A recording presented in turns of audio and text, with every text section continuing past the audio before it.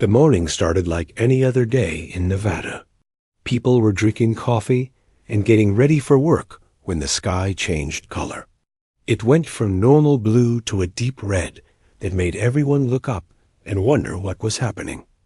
General Patrick Moore was in his office at the Pentagon when his phone started ringing. Then another phone rang. Then all the phones in the building started ringing at once. Something big was happening, and everyone wanted answers he did not have yet. The first. Reports came from radar stations across the country. 47 objects were coming down through the atmosphere. They were huge. Each one was almost 2 kilometers long and black as night. The objects moved slowly and with purpose, like they knew exactly where they wanted to go. Dr. Lisa Grant was at her desk working on language research when her computer screen flashed red. She was one of the few people on Earth who studied how to talk to aliens if they ever showed up. Today was that day, and she was not ready for it. The ships landed in formation above major cities around the world. Las Vegas, New York, Los Angeles, and dozens of other places found themselves in shadow as the massive black ships hung in the air above them. The ships did not touch the ground, but floated there like they were waiting for something. Commander Jake Morrison was at the Space Defense Center watching satellite feeds from around the globe. London had ships. Tokyo had ships. Moscow had ships. Beijing had ships. Every major city on Earth suddenly had alien visitors, and none of them looked friendly. The ships were beautiful in a scary way. Their black hulls seemed to eat light instead of reflecting it. Strange symbols glowed along their sides in colors that hurt to look at directly. No sound came from them, even though they were huge. They just hung there in complete silence. People in the cities below stopped what they were doing and stared up at the sky. Some took pictures with their phones. Others ran to their cars to try to get away. Most just stood there not knowing what to do. The world had changed in minutes, and nobody knew what would happen next. The first alien message came through every radio and television on Earth. At the same time, Dr. Grant listened to the strange sounds and tried to understand what they meant. The language was unlike anything she had ever heard. It sounded like rocks grinding together, mixed with wind through caves. Her computer worked fast to break down the sounds and find patterns. After 30 minutes of work, she had the basic meaning. The message was simple, and it made her blood run cold. She picked up her phone and called General Moore right away. "Sir, I have the translation," she said when he answered. Her voice was shaking. "They want us to surrender. They say resistance is futile. We have 72 hours to give up our planet, or they will take it by force." General Moore closed his eyes and took a deep breath. He had spent his whole career preparing for wars against other humans. He never thought he would have to fight beings from another world. "Are you sure about the translation, Doctor?" "Yes. Sir, the message is clear. They want total surrender of Earth and everyone on it. They are giving us 3 days to decide." Around the world, military leaders were having similar conversations. The alien ships showed no signs of weakness. They had traveled between stars to get here. Their technology was clearly far beyond anything humans had. Earth's weapons seemed like toys compared to what these beings could do. Commander Morrison ran calculations on his computer. The ships were too big and too advanced for missiles to hurt them. Fighter jets would be useless. Even nuclear weapons might not be enough to damage ships that could cross space between stars. But humans had something the aliens did not know about. Something that had kept the species alive for thousands of years when bigger and stronger creatures tried to kill them. Humans could think in ways that seemed crazy, but actually worked. They could use their environment as a weapon. They could be patient and wait for the right moment to strike.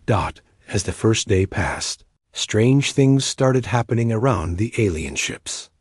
Small scout craft left the main ships to fly over cities and look around. These smaller ships were about the size of a school bus and moved fast. They scanned everything below them and sent information back to the big ships.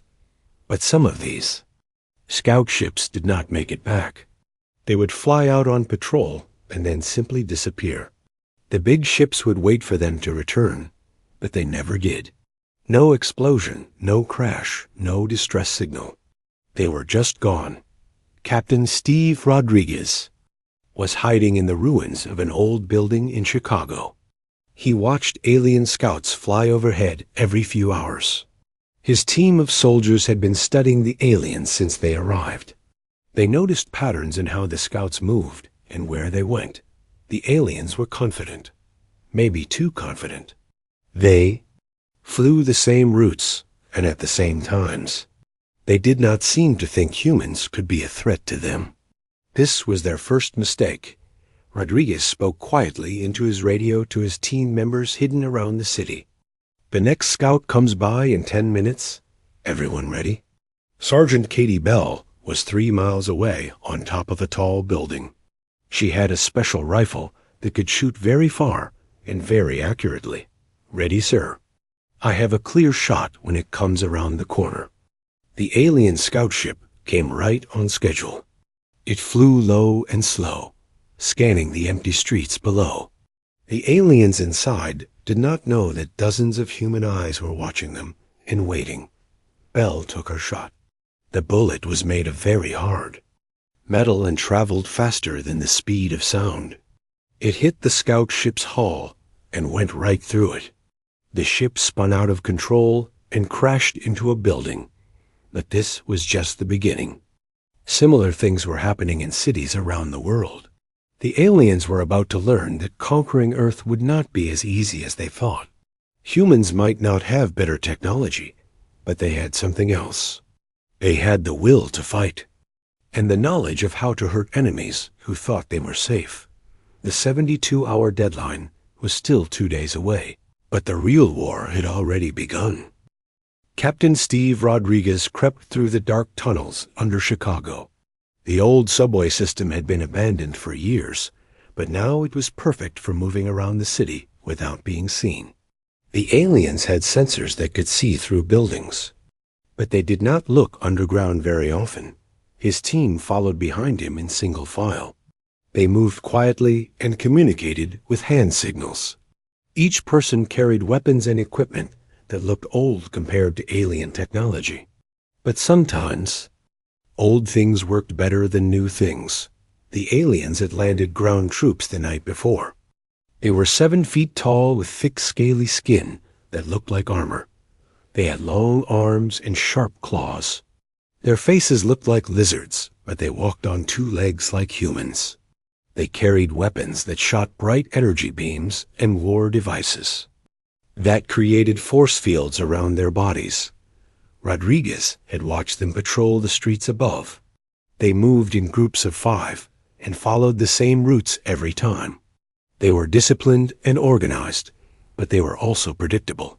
That would be their weakness. Sergeant Katie Bell was already in position on the roof of a damaged office building. She had been there since before dawn, watching and waiting. Her rifle was not the fanciest weapon, but it fired bullets made of very hard metal at incredible speed. The aliens had shields that could stop energy weapons, but nobody had ever tested them against old-fashioned bullets. Through her scope, she could see the alien patrol coming down the street right on schedule. 5 of the lizard creatures walked in formation, scanning left and right with their advanced sensors. Their leader was slightly bigger than the others and had more decorations on his armor. Rodriguez whispered into his radio from the tunnel below. Target acquired? Everyone in position? Ready, came the replies from his team members hidden around the area. The plan was simple, but required perfect timing. Bell would take the first shot to eliminate the leader. The moment she fired, Rodriguez's team would trigger explosives they had placed in buildings along the street. The goal was not just to kill the aliens, but to capture one alive for questioning. Belle steadied her breathing and aimed carefully. The alien leader was 200 meters away. She had made shots like this hundreds of times in training and combat. But this was different. This was the first time humans would fight back against the invaders. She squeezed the trigger. The rifle made a loud crack that echoed between the buildings. The bullet traveled so fast it was invisible. It hit the alien leader's force field, and for a split second the energy barrier glowed bright blue. Then the bullet punched right through it and struck the alien in the chest. The creature fell backward and did not move. Its force field flickered and died.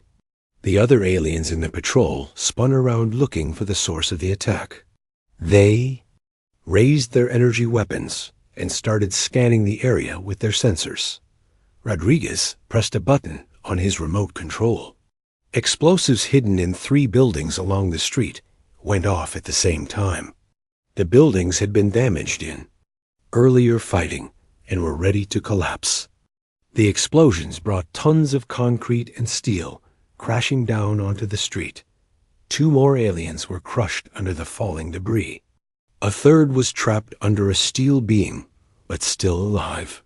The 4th alien managed to dodge most of the falling material, but was thrown to the ground by the impact. Rodriguez and his team came up from the tunnels and surrounded the surviving aliens.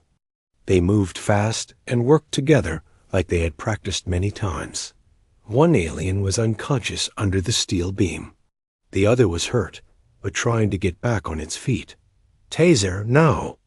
Rodriguez shouted. 2 of his soldiers fired modified electrical weapons at the standing alien. The creature's body jerked and shook as electricity ran through it. Its armor sparked and smoked. After a few seconds it fell down and stopped moving, but was still breathing. Belle kept watch through her rifle scope, while the team secured the area. More alien patrols would come looking for this one soon. They had maybe 10 minutes to grab what they needed and get out.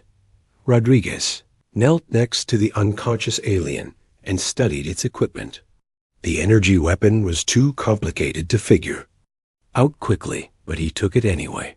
The force field generator was attached to the creature's armor. It looked like it ran on some kind of battery that glowed with blue light. "This thing is still alive," said Corporal Amy Lewis, checking the alien under the steel beam. "Breathing is weird, but steady." "Good. We need prisoners for intel. Get them both to the extraction point." The team worked quickly to move the 2 captured aliens. They used ropes and pulleys to lift the heavy steel beam enough to pull one alien free. Both creatures were unconscious, but alive. Their scaly skin was tough, but they bled red blood just like humans. Rodriguez spoke into his radio as they moved. "To the tunnels. Control, this is Team Alpha. We have 2 live prisoners and alien equipment. Extraction needed at Point Charlie in 5 minutes. Copy that, Alpha. Good work. Intel team is standing by." As they carried their prisoners through the dark tunnels, Rodriguez thought about what they had learned. The aliens were tough and had better weapons, but they could be hurt. Their shields did not stop everything. They followed patterns that could be predicted. Most importantly, they did not expect humans to fight smart instead of fighting fair. Similar operations were happening in cities around the world. In Tokyo, soldiers trained in ancient ninja techniques were using stealth methods that alien sensors could not detect. They moved like shadows and struck without warning. In Russia, special forces were using the cold and snow to hide from alien patrols. The creatures did not seem to like extreme cold and moved slower in winter weather. In London, engineers were studying pieces of crashed alien scout ships. The technology was advanced, but it was not magic. It could be understood and maybe even copied or improved. The aliens had expected to fight armies and tanks and missiles. They were ready for humans to use their best technology in desperate attacks. What they were not ready for was humans who threw away the rule book and fought like clever animals defending their territory. By the end of the second day, over 30 alien patrols had gone missing around the world. The big ships in the sky were still there, but they were not sending out as many scouts. The aliens were starting to realize that something was wrong. Dr. Lisa Grant worked with interrogation specialists to communicate with the captured aliens. It was slow work, but they were making progress. The creatures were intelligent, but thought in very different ways than humans. They seemed confused by human tactics and kept asking why humans did not surrender when they were clearly outmatched. Answer was simple, but the aliens could not understand it. Humans did not surrender because they were outmatched. They fought harder when things looked impossible. It was what kept them alive when bigger predators tried to eat them thousands of years ago. Now it might keep them alive when bigger predators tried to conquer them from space. The 72-hour deadline was now less than 24 hours away. But the war was changing in ways the aliens had not expected. Dr. Helen Carter had not slept in 2 days. She worked in a secret laboratory deep inside a mountain in Colorado. The government had built this place years ago in case of nuclear war. Now it was being used to study alien technology and find ways to fight back. The captured alien equipment lay spread across metal tables under bright lights. Carter and her team of scientists took apart energy weapons, force field generators, and communication devices piece by piece. They photographed everything and ran tests to understand how the technology worked. What they found surprised them. The alien technology was incredibly advanced, but it had a weakness that no one expected. Everything was controlled by computer systems that thought in very logical ways. The computers could solve complex problems, but they could not handle situations that did not make sense. Lieutenant Colonel Dan Foster ran the cyber warfare division from a bunker beneath the Rocky Mountains. His team included the best computer experts and hackers in the world. They had been studying the alien communication signals since the ships first arrived. Foster looked at the data on his computer screen and smiled for the first time in days. "I think we found their weak spot," he told his team. "Their computers are too smart for their own good." The alien ships communicated with each other using quantum computers that could process information faster than anything humans had ever built. But these computers were designed to find perfect logical solutions to every problem. They could not handle problems that had no logical solution. Foster had an idea that seemed crazy, but might actually work. Human brains were different from alien computers. Humans had evolved to survive in a world where nothing was predictable. They could think in ways that seemed random, but actually made sense when you understood the bigger picture. "We're going to give their computers a headache," Foster announced to his team. "We're going to send them problems they cannot solve." Meanwhile, Marine Corporal Amy Lewis was training soldiers in new fighting techniques. Her training ground was an abandoned factory outside Detroit. The methods she taught seemed old-fashioned, but they worked against enemies who relied too much on their sensors and computers. Lewis had studied military history going back hundreds of years. She learned about tactics used in World War II when soldiers had to fight with basic equipment against superior enemies. These old methods were perfect for fighting aliens who expected humans to use modern technology. "Forget everything you know about high-tech warfare," she told a group of 50 soldiers. "We're going back to basics: smoke, mirrors, and mind games. The aliens can see through walls and detect heat signatures, but they cannot read our minds or predict what we will do next." Her first lesson was about using smoke grenades in new ways. The aliens had sensors that could see through smoke, but they had trouble when humans used mirrors and reflective surfaces to bounce light in unexpected directions. The alien sensors would show multiple targets when there was really only one person.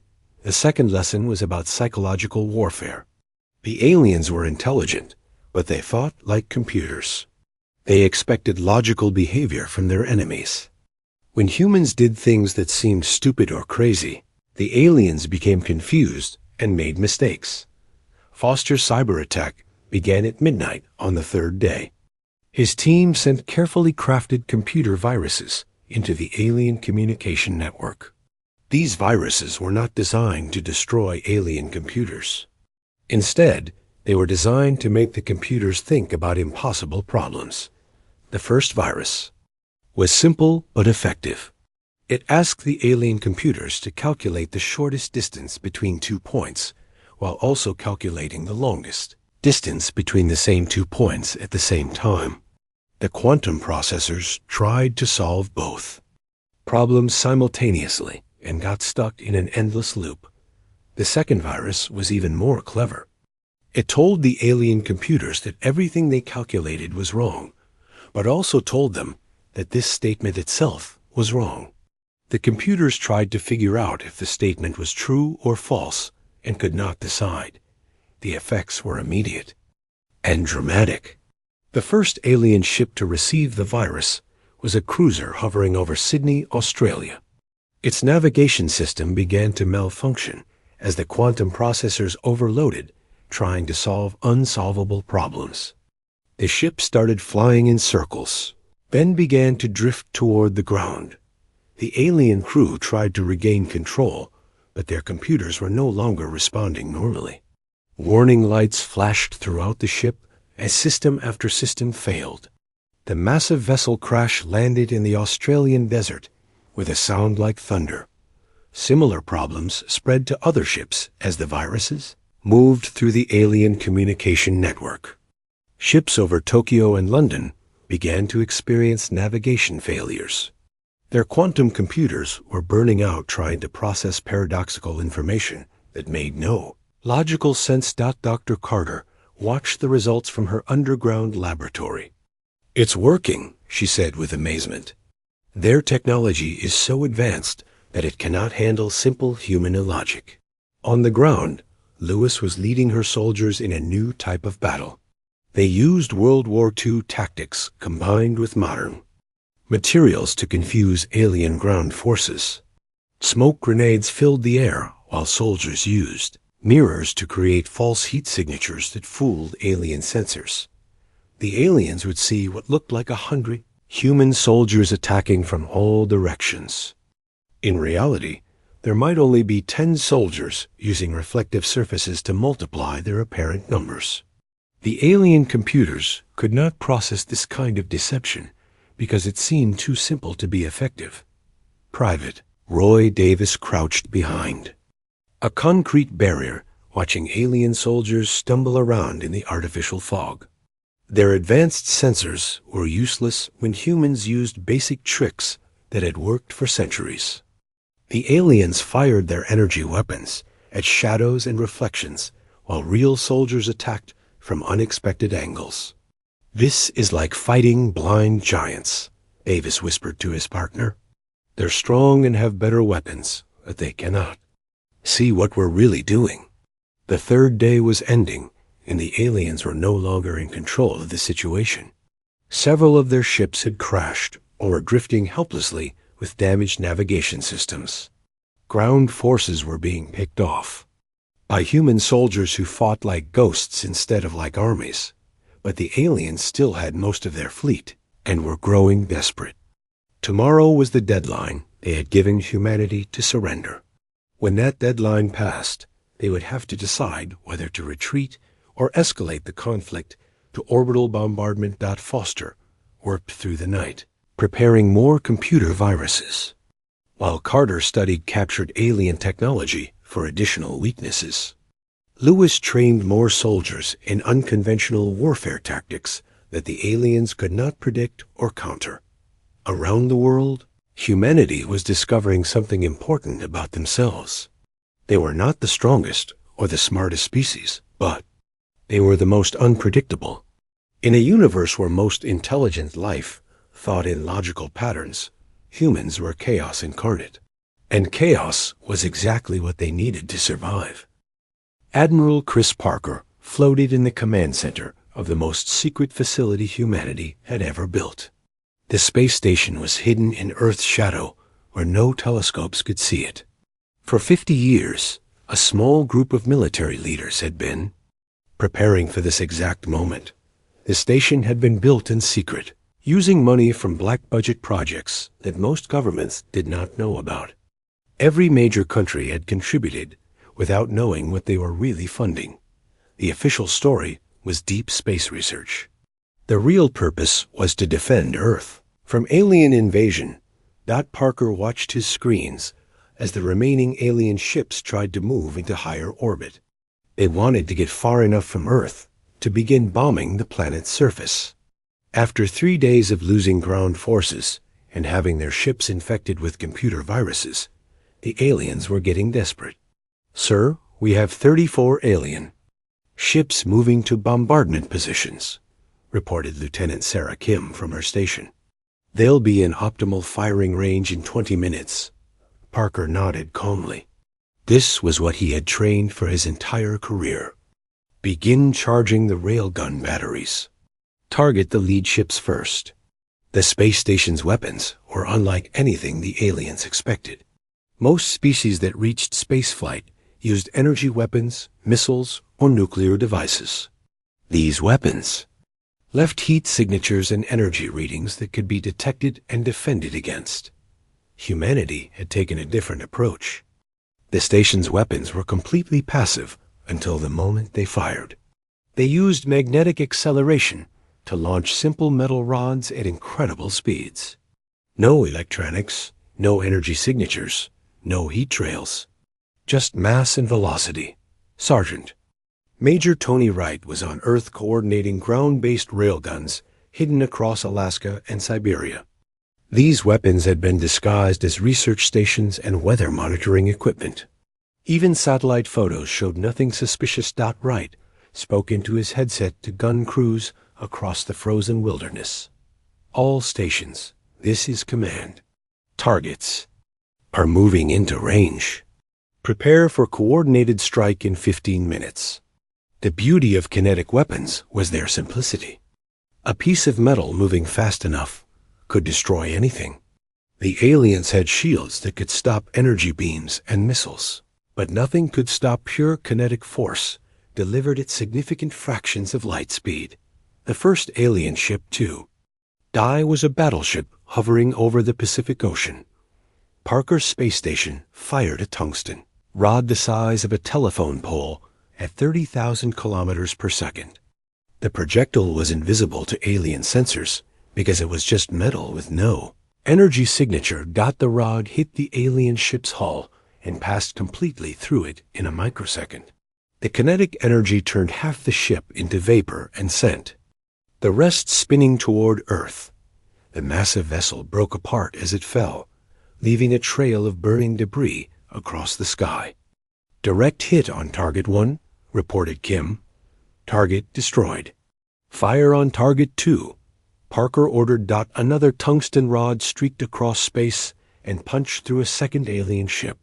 This one exploded when the projectile hit something that contained a lot of energy. The explosion was visible from Earth as a brief new star in the night sky. Wright's ground-based weapons joined the attack.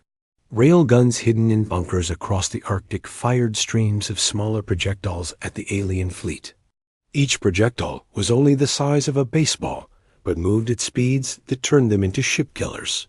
The aliens had no defense against this type of attack.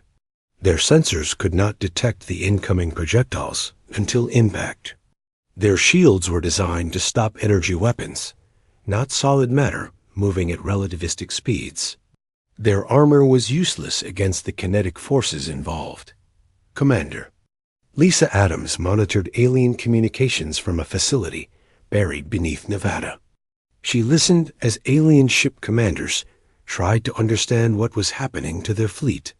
The transmissions became more panicked as ship after ship was destroyed by weapons they could not see or detect.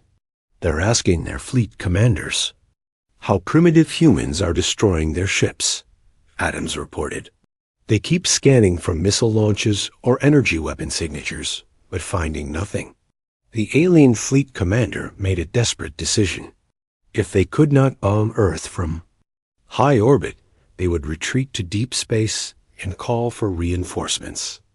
The Draconian Empire had never been defeated by a primitive species, but there was always a first time. But when the surviving ships tried to leave Earth's gravity well, they discovered another unpleasant surprise waiting for them. Dr. Frank Miller had spent 20 years working on theoretical physics that most scientists thought was impossible. His research into space-time manipulation had been funded by the same black budget that built Parker's space station. What seemed like science fiction was now becoming science fact. Miller watched from his control room as gravitational field generators activated around Earth's solar system. These devices could create artificial gravity wells that trapped ships trying to escape faster than light travel.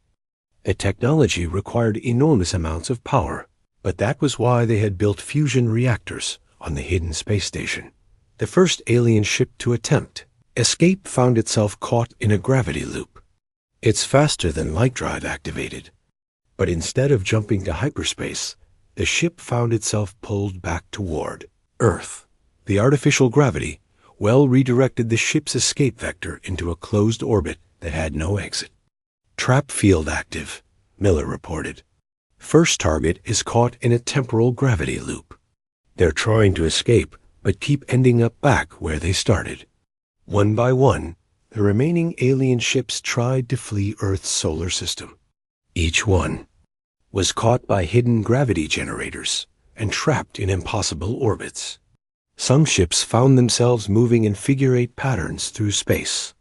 Others were stuck in spirals that never reached their destination. The alien fleet commanders sent increasingly desperate messages to their home worlds, but their communications were also being trapped by the gravitational fields. The signals kept bouncing back toward Earth instead of traveling to deep space. Parker watched his tactical display as the last few alien ships were eliminated by kinetic weapons or caught in gravity traps.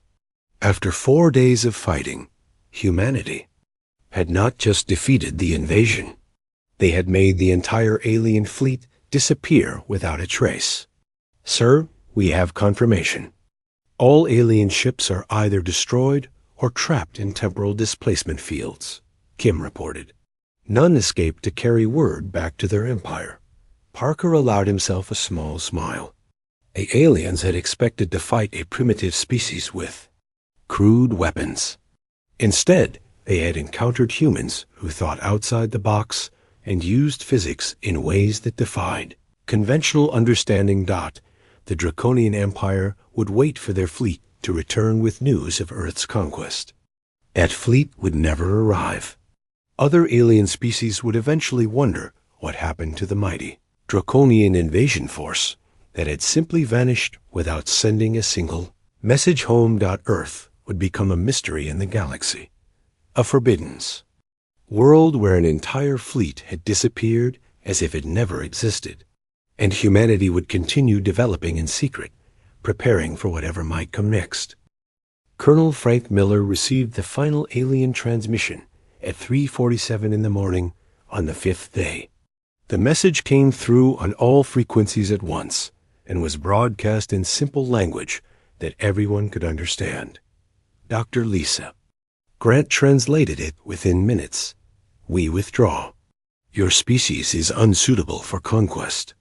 This world is marked as forbidden territory. But the aliens never made it home. They never got the chance to tell other species about what happened on Earth. The 12 surviving ships tried to leave the solar system, but found themselves trapped in ways they could not understand or escape. Dr. Sam Chun was monitoring deep space communications from the radio telescope facility in Puerto Rico. He picked up fragments of alien transmissions as the remaining ships attempted to reach faster than light speed. The messages became more desperate with each attempt to escape. Ship 7 to Fleet Command. We cannot achieve hyperspace jump. Gravitational anomaly is pulling us back toward the target world. Request immediate assistance. Fleet Command to all ships. Temporal distortions detected throughout the system. Navigation computers are showing impossible readings. All ships report status. Chun listened to the alien voices, growing more panicked as they realized they were trapped. They're advanced. Technology was useless against forces they had never encountered before. The humans had turned the entire solar system into a prison that no ship could escape. The truth about what was happening to the alien fleet was classified at the highest levels of government. Only a few dozen people on Earth knew that humanity had developed technology that could manipulate space and time itself. The research had taken 50 years and cost trillions of dollars, but it had finally paid off. Captain Roy Davis commanded the stealth reconnaissance ship Defender, hidden in the asteroid belt between Mars and Jupiter. His mission was to observe the final moments of the alien retreat and document everything for future study.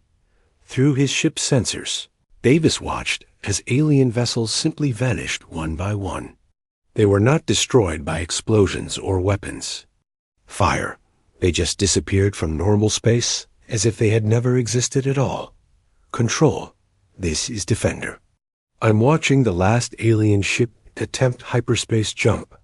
It's activating its faster-than-light drive, but instead of jumping to hyperspace, it's phasing out of our dimension entirely.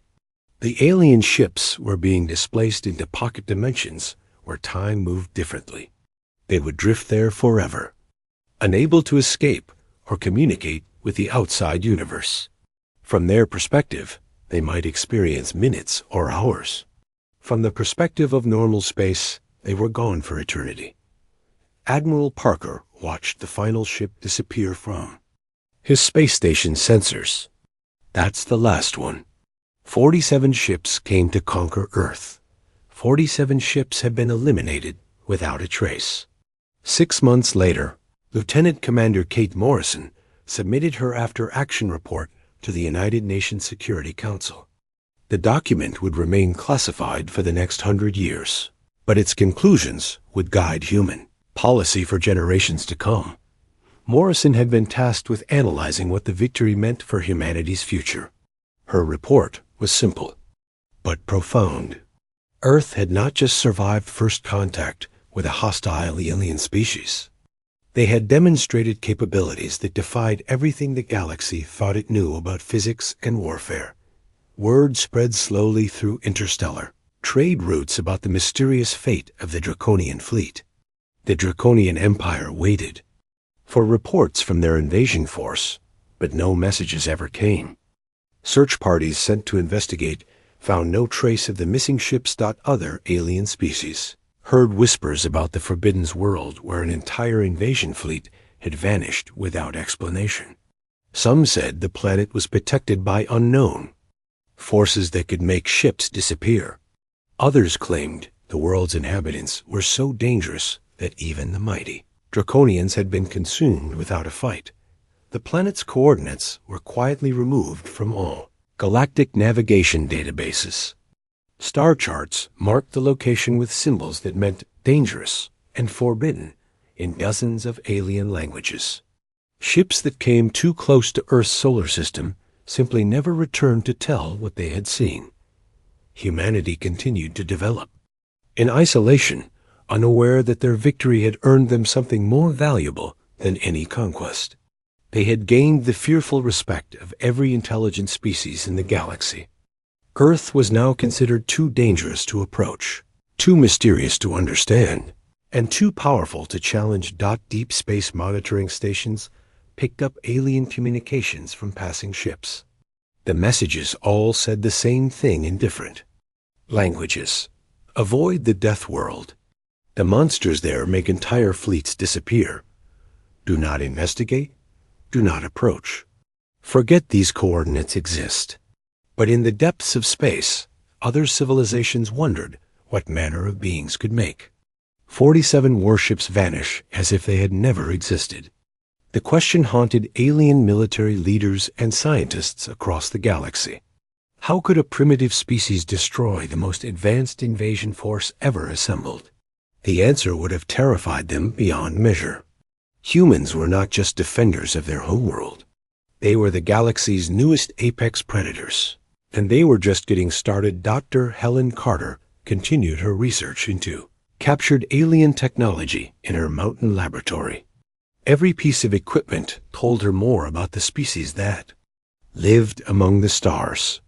Most of them thought in logical patterns and used technology in predictable ways. This gave humanity an enormous advantage that no other species possessed. Humans could think in ways that seemed random, but actually made perfect sense when survival was at stake. They could adapt to impossible situations and find solutions that no computer could calculate. Carter wrote in her research notes, "We have learned that intelligence alone is not enough to conquer the universe. Creativity, adaptability, and the willingness to break rules are far more important than raw processing power or advanced technology." General Patrick Moore stood in the Pentagon briefing room exactly 1 year after the invasion began. He was addressing a small group of military leaders from around the world.